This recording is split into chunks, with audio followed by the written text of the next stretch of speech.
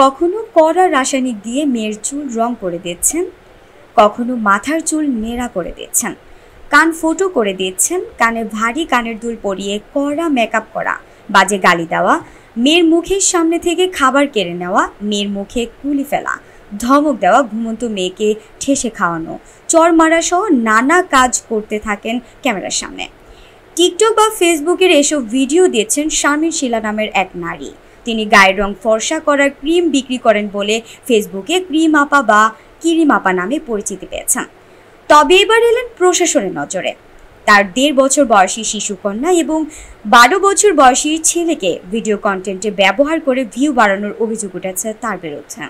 একা ১০০ নামের একটি সামাজিক সংগঠনের পক্ষ থেকে আন্তর্জাতিক শিশু শান্তির পুরস্কারপ্রাপ্ত সাদাত রহমান সহ আরও কয়েকজন ঢাকা জেলা প্রশাসনের কাছে শারমিন শিলার বিরুদ্ধে লিখিত অভিযোগ জমা দিয়েছেন।